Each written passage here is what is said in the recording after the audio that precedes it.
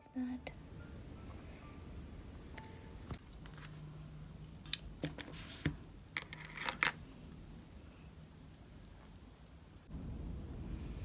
Okay, so now I'm gonna go in and paint that little one. So I've got a much smaller brush. This is the Winsor Newton Series 7 000 brush. You need a brush with very tiny little hairs that doesn't hold a lot of water either.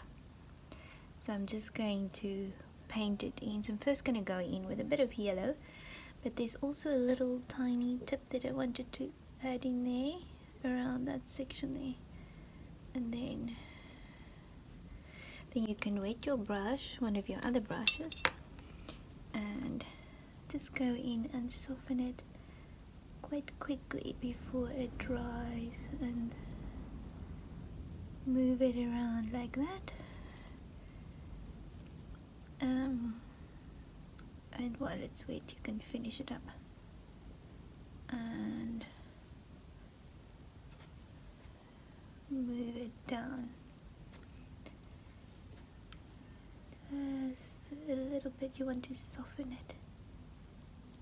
So this color is absolutely beautiful. It is a greenish yellow, and then I just mix a drop of the sap green mix with this greenish yellow from the Mission Watercolors, and it is a PY150 PG36 PY65 pigment. Absolutely beautiful. I want to now go in and paint this in. So I took it behind that stem there, and very carefully going around, tiny little brush strokes, fold it like that. I just tap it on the paper and sort of move the pigment, and then I want a tiny little tip there, and I'm going to leave it to dry. So I'm going to go in with this one here as well.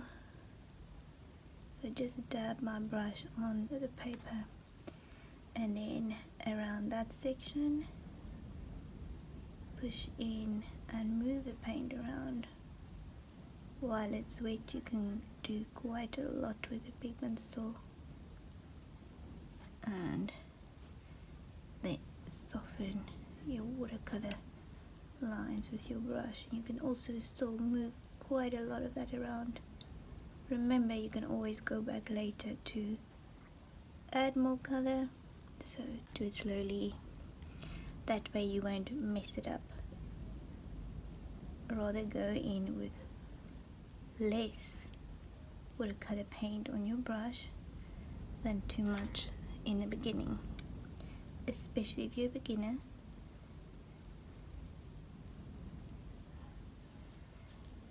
And I'm going to go in at the top here now, add a little bit more of that greenish yellow mix, and there you go. So I want a bit more of a brown mix. I might add a little bit of umber or something like that on that little part there where the flower. So this used to be the flower part that now dried, and then it becomes a pea. So this is now brown. So I want a little bit of a brownish section there. So again, just take your time. I'm going to see if I have my yellow ochre. If I don't, I'll just carry on painting and then add later. Let's focus on this bottom part here. So we want to paint a darker little section in there, and there's a definite distinct little darker part in the stem that I want to paint in. And I'm just going to go slowly everywhere with this tiny little brush. It just holds enough pigment, and paint it in. So I noticed that the paint was a little bit wet there, so I'm just going to use my tiny little scrubber brush to remove some of that. Let me find it. And I can see why everyone rave about this beautiful little eradicator brush from Rosemary & Co. It has such a beautiful tip. Look at how fine it is. So it gives you enough leeway to go in there and just remove that so you don't take it all over the paper. I'm going to leave that to dry, and I want to paint a darker little section around the sweet peas now. And I just want to move all my brushes out of the way, and you just want to go in, and if you need a bit more color on your brush, just add a little bit more color. But it's quite a dark little section that I want to paint in here, and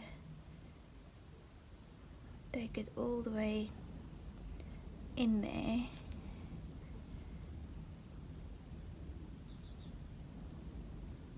And this side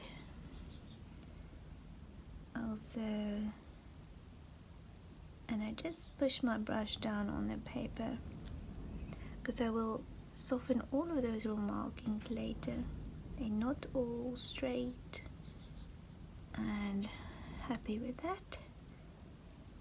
I'm going to leave that to dry for now, and now I'm going to go in with a much watery mix on the top of my brush for there, and just add those little markings in there. There's also not a straight line from the angle that I look at. There are lots of detail.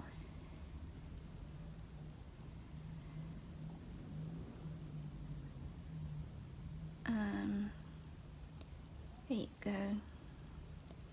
And there's a darker section there. And I'm always going to go back later with a darker mix and go in certain sections, but for now I'm happy with that. Again, a little bit of the darker subgreen mix, and then I'm going to go and just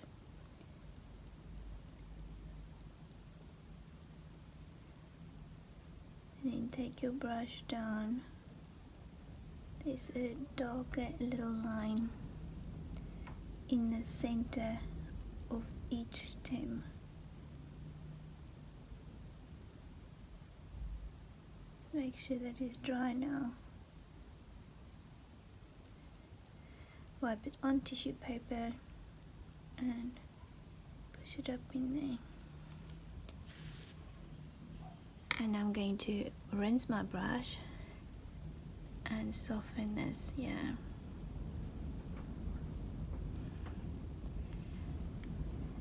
all of those little markings that I painted in. I want a very watery mix, and I'm going to drop it in everywhere. So still those little markings that I painted in earlier will still shine through, but I wanted just to cover it slightly so it's not too vibrant. There you go.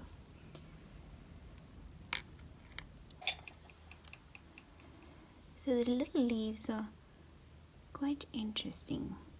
They're sort of upside down because that is the top, and I cut it off like this, so that seems to be the top of the sweet pea leaves, but they show upside down. Interesting, I never knew that. Anyway, I'm going to use my little Raphael brush, so you can use either your Raphael or your Da Vinci brushes, whichever you have. Actually, any brush will work, so you don't have to use what I'm using. Just want to fix some of these little pencil lines. They're a little bit dark.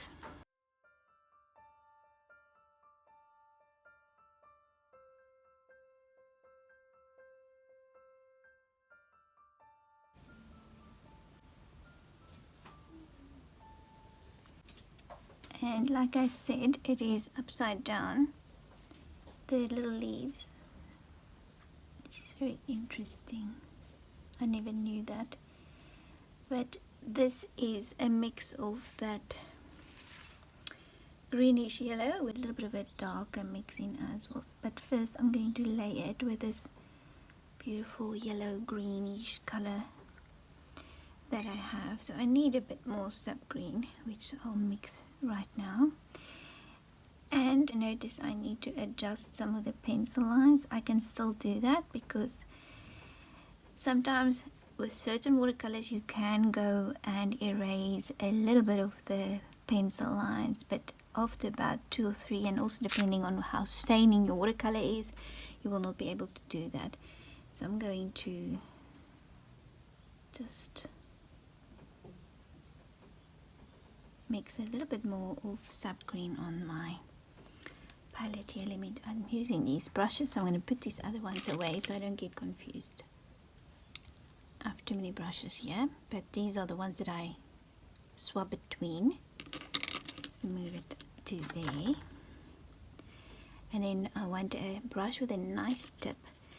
So this one has quite a nice tip, and it is a series 16 number 0 Winsor & Newton brush that I received with a little set. Oops.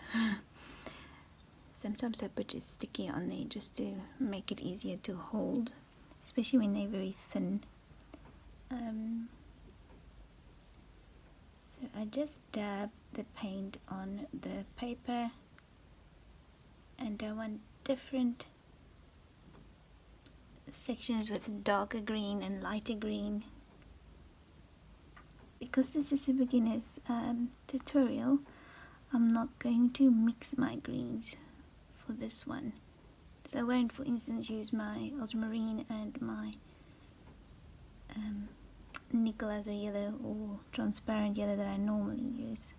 We're just going to use sap green that is already mixed in a tube.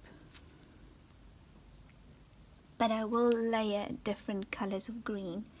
So for instance, certain sections I will go in with a bit more of a darker sap green mix, and this is the mix of greenish yellow with the sap green that I'm painting with. Trying to remove this pen mark. For goodness sake, I don't know where I got that from. That is very weird. I must have touched something with some pen marks on there. Some writing on my hand, yeah. Use the magic eraser on my hand too, yes. Anyway, so I use my water that I use for painting. This is amazing. It's a magic eraser. You can buy it from any supermarket. I buy mine from our little spa. And you can remove paint, watercolor paints with it. So let me show you. This is the brand I use. It is Oakmont.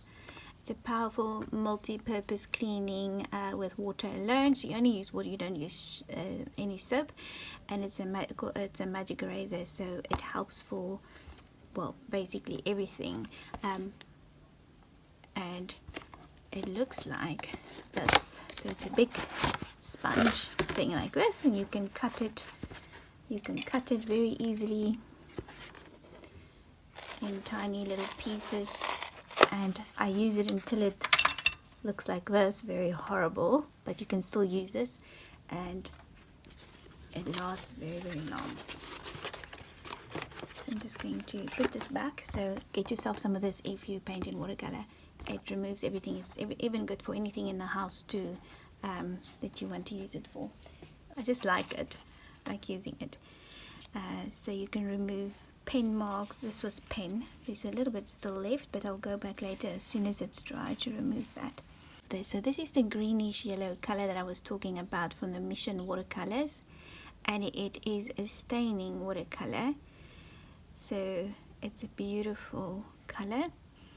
That is the sap green that I'm going to drop on here, because I want a little bit of a darker green now on this side of my flower. This I should actually pack them all away because they're in the sun, but it was all the colors that I used for the tutorial, so I'm just going to mix it with all of those colors there that I have, and a bit darker.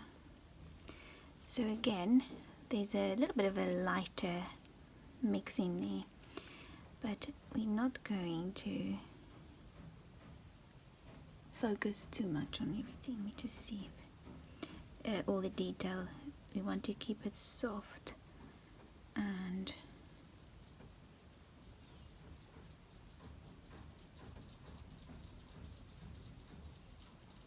it's very noisy, so I think I'm gonna have to stop and come back later and finish this when there's no noise. They should stop working a little bit later.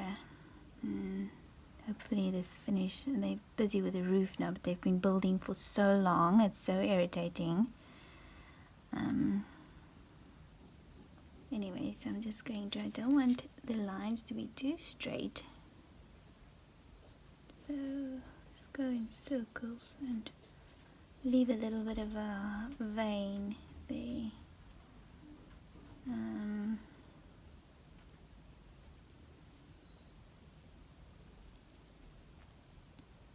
There you go, like that.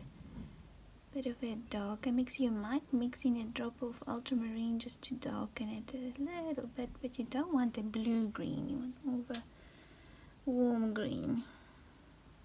You can mix a little bit of, if you mix red in here now, it might just go a little bit brown, so just be careful.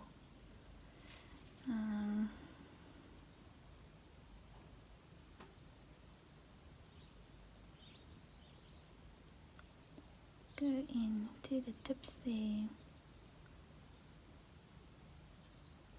Try and leave that highlighted section there. And I don't want this highlighted section to be too, the vein, I don't want that to be too big, too wide. Interesting, I never really looked at a sweet pea leaf, so interesting to see that it's actually upside down.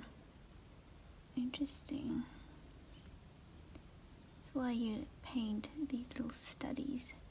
If you really look very closely at all of the leaves and the flowers and the petals. I'm going to take it right to there. And then this section here. I'm going to go give my baby food now. Mr. T. As soon as the power comes on, because we have load shedding, like I said, and then while it's wet, I'm just going to drop a little bit of this darker sap green mixes on the parts, yeah, very close to this section. And I'm going to leave it to dry and come back later and add a bit more color on there.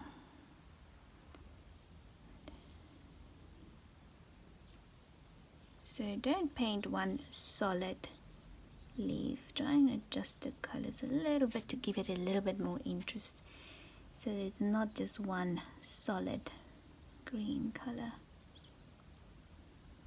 And don't make these veins too wide. Keep them narrow and neat. There you go. Happy with that one. And let's go to this little sweet pea here. Going to just darken, use a very watery mix. And you want to push the brush down to create little markings, because it's not all smooth color. Certain sections you want darker, certain sections you want lighter, just so that some of the darker yellow and lighter yellow sections can shine through what you're painting on now. Just give it a little bit more interest. And I'm gonna have to stop you guys because it's very noisy, unfortunately. They're busy with the roof, so there's so much woodwork going on there. Then just rinse your brush. Might be able to paint tomorrow, so I might finish it tomorrow. We baked some biscuits yesterday, so